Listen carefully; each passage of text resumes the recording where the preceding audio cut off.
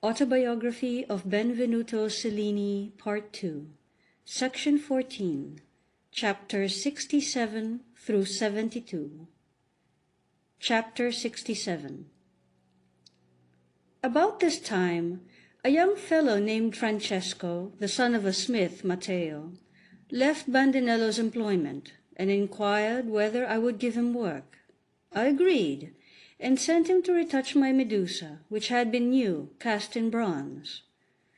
After a fortnight, he mentioned that he had been speaking with his master, that is, Bandinello, who told him if I cared to make a marble statue, he would give me a fine block of stone. I replied at once, "Tell him I accept his offer. Perhaps this marble will prove a stumbling block to him, for he keeps on provoking me, and does not bear in mind the great peril he ran upon the piazza of San Domenico. Tell him I will have the marble by all means. I never speak about him, and the beast is perpetually causing me annoyance. I verily believe you came to work here at his orders for the mere purpose of spying upon me. Go then, and tell him I insist on having the marble, even against his will. See that you do not come back without it." Chapter 68. Many days had elapsed during which I had not shown my face in the palace, when the fancy took me to go there one morning just as the Duke was finishing his dinner. From what I heard, His Excellency had been talking of me that morning, commending me highly, and in particular praising my skill in setting jewels. Therefore, when the Duchess saw me, she called for me by Messer Sforza, and on my presenting myself to her most illustrious Excellency, she asked me to set a little point diamond in a ring, saying she wished always to wear it. At the same time she gave me the measure and the stone, which was worth about 100 crowns, begging me to be quick about the work. Upon this the Duke began speaking to the Duchess and said, "There is no doubt that Benvenuto was formerly without his peer in this art, but now that he has abandoned it, I believe it will be too much trouble for him to make a little ring of the sort you want. I pray you, therefore, not to importune him about this trifle, which would be no trifle to him owing to his want of practice." I thanked the Duke for his kind words, but begged him to let me render this trifling service to the Duchess. Then I took the ring in hand and finished it within a few days. It was meant for the little finger. Accordingly, I fashioned 4 tiny children in the round and 4 masks, which figures composed the hoop. I also found room for some enamelled fruits and connecting links, so that the stone and setting went uncommonly well together. Then I took it to the Duchess, who told me graciously that I had produced a very fine piece, and that she would remember me. She afterwards sent the ring as a present to King Philip, and from that time forward kept charging me with commissions, so kindly, however, that I did my best to serve her, although I saw but very little of her money. God knows I had great need of that, for I was eager to finish my Perseus, and had engaged some journeymen, whom I paid out of my own purse. I now began to show myself more often than I had recently been doing. Chapter 69. It happened on one feast day that I went to the palace after dinner, and when I reached the clock-room I saw the door of the wardrobe standing open. As I drew nigh it, the Duke called me, and after a friendly greeting said, "You are welcome. Look at that box which has been sent me by my lord Stefano of Palestrina. Open it, and let us see what it contains." When I had opened the box, I cried to the Duke. The Duke was highly delighted to find the statue so beautiful, and put me a multitude of questions, saying, "Tell me, Benvenuto, minutely, in what consists the skill of this old master, which so excites your admiration?" I then attempted, as well as I was able, to explain the beauty of workmanship, the consummate science, and the rare manner displayed by the fragment. I spoke long upon these topics, and with the greater pleasure because I saw that His Excellency was deeply interested. Chapter 70. While I was thus pleasantly engaged in entertaining the Duke, a page happened to leave the wardrobe, and at the same moment Bandinello entered. When the Duke saw him, his countenance contracted, and he asked him dryly, "What are you about here?" Bandinello, without answering, cast a glance upon the box where the statue lay uncovered. Then, breaking into one of his malignant laughs and wagging his head, he turned to the Duke and said, "My lord, this exactly illustrates the truth of what I have so often told your Excellency. You must know that the ancients were wholly ignorant of anatomy, and therefore their works abound in mistakes." I kept silence, and paid no heed to what he was saying. Nay, indeed, I had turned my back on him. But when the brute had brought his disagreeable babble to an end, the Duke exclaimed, "O Benvenuto, this is the exact opposite of what you were just now demonstrating with so many excellent arguments. Come and speak a word in defence of the statue." In reply to this appeal, so kindly made me by the Duke, I spoke as follows: "My lord, your most illustrious Excellency must please to know that Baccio Bandinello is made up of everything bad, and thus has he ever been. Therefore, whatever he looks at, be the thing superlatively excellent, becomes in his ungracious eyes as bad as can be.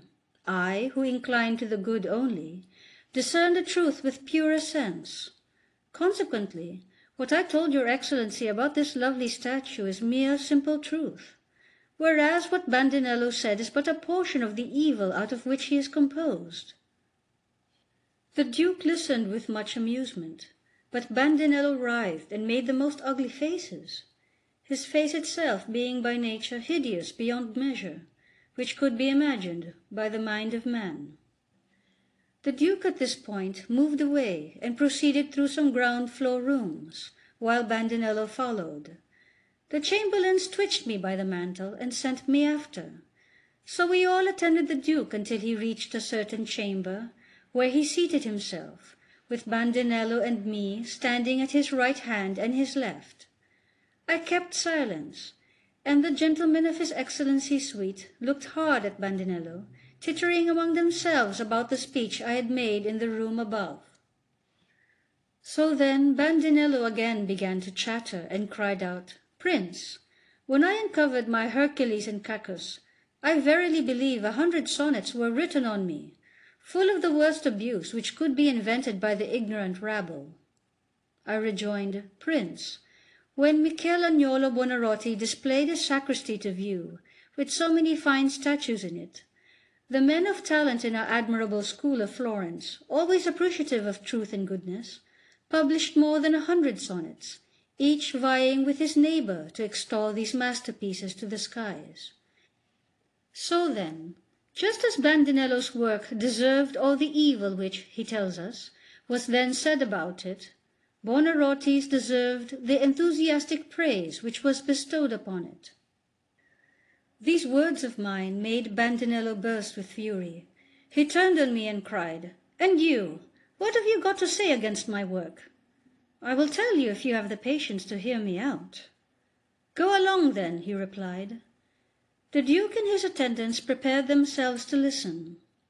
I began and opened my oration thus: "You must know that it pains me to point out the faults of your statue. I shall not, however, utter my own sentiments, but shall recapitulate what our most virtuous school of Florence says about it." The brutal fellow kept making disagreeable remarks and gesticulating with his hands and feet, until he enraged me so that I began again, and spoke far more rudely than I should otherwise have done if he had behaved with decency. "Well then, this virtuous school says that if one were to shave the hair of your Hercules, there would be not skull enough left to hold his brain. It says that it is impossible to distinguish whether his features are those of a man or of something between a lion and an ox. The face, too, is turned away from the action of the figure, and is so badly set upon the neck, with such poverty of art and so ill a grace, that nothing worse was ever seen. His sprawling shoulders are like the 2 pommels of an ass's pack saddle. His breasts and all the muscles of the body are not portrayed from a man, but from a big sack full of melons, set upright against a wall. The loins seem to be modelled from a bag of lanky pumpkins." Nobody can tell how his 2 legs are attached to that vile trunk. It is impossible to say on which leg he stands, or which he uses to exert his strength. Nor does he seem to be resting upon both, as sculptors who know something of their art have occasionally set the figure. It is obvious that the body is leaning forward more than 1/3 of a cubit, which alone is the greatest and most insupportable fault committed by vulgar, commonplace pretenders. Concerning the arms, they say that these are both stretched out without one touch of grace or one real spark of artistic talents, just as if you had never seen a naked model. Again, the right leg of Hercules and that of Cacus have got one mass of flesh between them, so that if they were to be separated, not only one of them, but both together, would be left without a calf at the point where they are touching. They say, too, that Hercules has one of his feet underground, while the other seems to be resting on hot coals. Chapter 71. The fellow could not stand quiet to hear the damning errors of his Cacus in their turn enumerated. For one thing I was telling the truth. For another, I was unmasking him to the Duke and all the people present, who showed by face and gesture first their surprise, and next their conviction that what I said was true. All at once he burst out, "Ah, you slanderous tongue! Why don't you speak about my design?" I retorted, "A good draughtsman can never produce bad works. Therefore I am inclined to believe that your drawing is no better than your statues."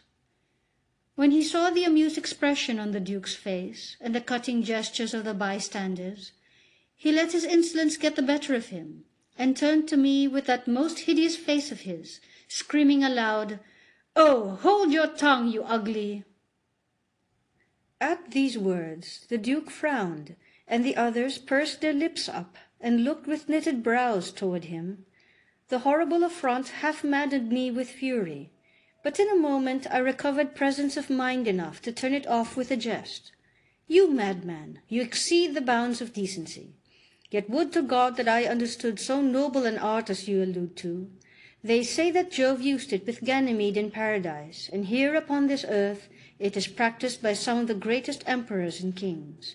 I, however, am but a poor humble creature, who neither have the power nor the intelligence to perplex my wits with anything so admirable."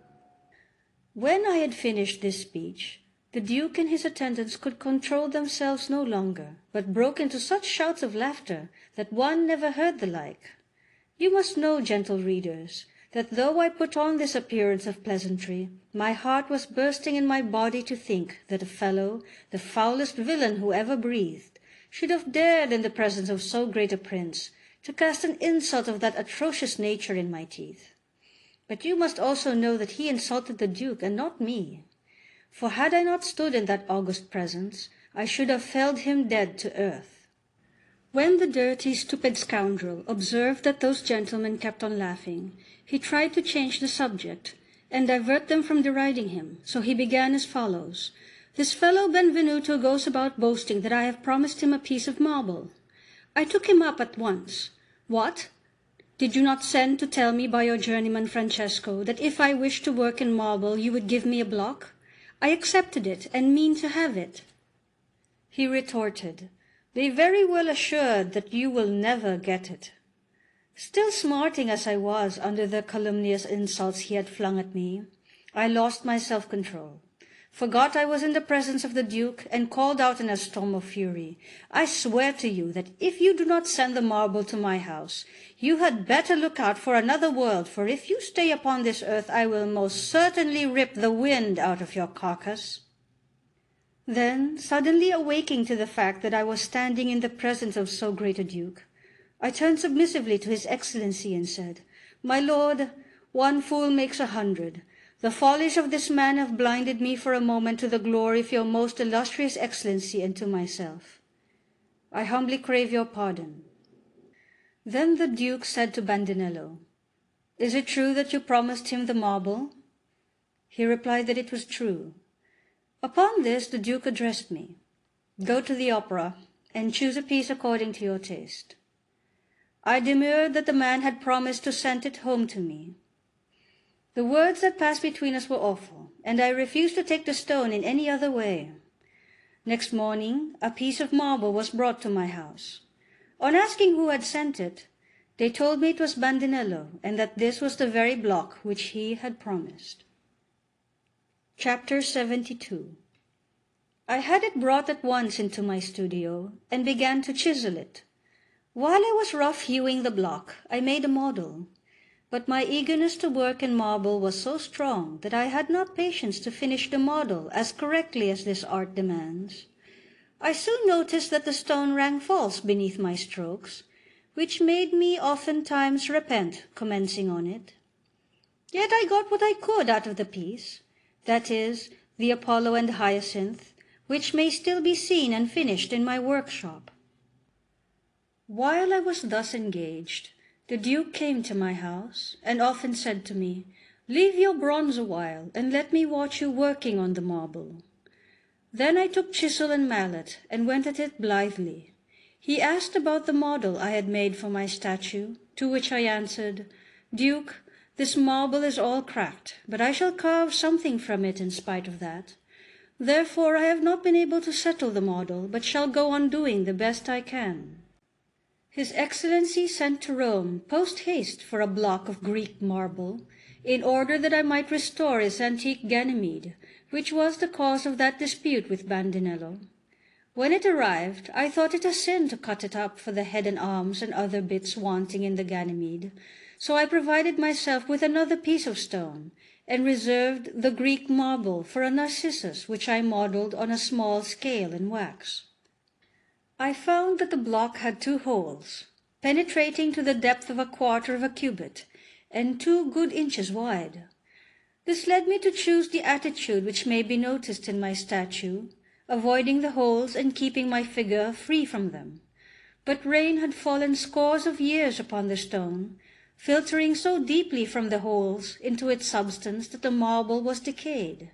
Of this I had full proof at the time of a great inundation of the Arno, when the river rose to the height of more than 1.5 cubits in my workshop. Now the Narcissus stood upon a square of wood, and the water overturned it, causing the statue to break in 2 above the breasts. I had to join the pieces, and in order that the line of breakage might not be observed, I wreathed that garland of flowers round it which may still be seen upon the bosom. I went on working at the surface, employing some hours before sunrise, or now and then on feast days, so as not to lose the time I needed for my Perseus. It so happened on one of those mornings, while I was still getting some little chisels into trim to work on the Narcissus, that a very fine splinter of steel flew into my right eye, and embedded itself so deeply in the pupil that it could not be extracted. I thought for certain I must lose the sight of that eye. After some days I sent for Maestro Raffaello de Pili, the surgeon, who obtained a couple of live pigeons, and, placing me upon my back across a table, took the birds and opened a large vein they have beneath the wing, so that the blood gushed out into my eye. I felt immediately relieved, and in the space of 2 days the splinter came away, and I remained with my eyesight greatly improved. Against the feast of Santa Lucia, which came around in 3 days, I made a golden eye out of a French crown, and had it presented at her shrine by one of my 6 nieces, daughters of my sister Liperata. The girl was 10 years of age, and in her company I returned thanks to God and Santa Lucia. For some while afterwards I did not work at the Narcissus, but pushed my Perseus forward under all the difficulties I have described. It was my purpose to finish it, and then to bid farewell to Florence. End of section 14.